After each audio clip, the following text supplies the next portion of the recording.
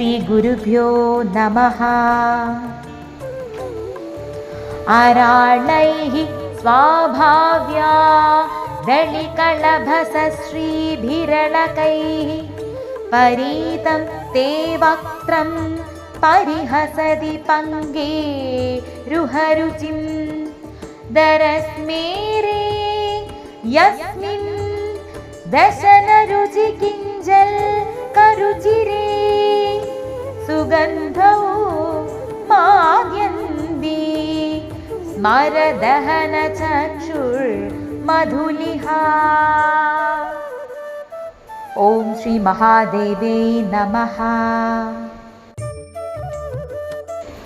സൗന്ദര്യലഹരി ശ്ലോകം 45.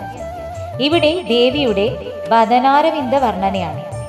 താമര അല്പം വിടർന്നതുപോലെ അമ്മയുടെ തിരുമുഖവും മന്ദഹാസം പൊഴിച്ച് അല്പം വിടർന്ന പോലെ കാണപ്പെടുന്നു. താമരപ്പൂവിന്റെ നടുവിലുള്ള കേസരങ്ങൾ പോലെ ദേവിയുടെ ദന്തനിരകളുടെ കാന്തിയും പ്രകാശിക്കുന്നു. താമരയിലെ തേൻ കുടിക്കുവാൻ തേനീച്ചകൾ പറന്നെത്തുന്നു. അതുപോലെ ഈ വദന പങ്കജത്തിലെ മധു നുകരുവാൻ ശിവനേത്രങ്ങൾ പറന്നെത്തുന്നു. ആ ഭംഗിയിൽ ലയിക്കുന്നു. പരമശിവന്റെ യാതൊരു നേത്രം കാമനെ ഭസ്മീകരിച്ചു പോവും. ആ നേത്രം തന്നെ ദേവീമുഖത്തിൽ പതിച്ച് കാമവികാരത്തെ പ്രാപിക്കുന്നു എന്ന് പറഞ്ഞതുകൊണ്ട് ശ്രീദേവിയുടെ ലാവണ്യാതിശയം അപാരം തന്നെ എന്ന് തന്നെയാണ് താല്പര്യം.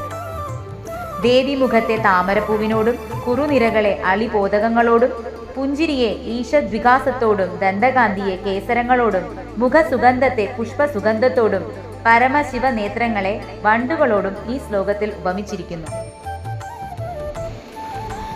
അമ്മേ കാർത്യായനി കാത്തു രക്ഷിച്ചാലും ഞങ്ങളിതാ നമസ്കരിക്കുന്നു.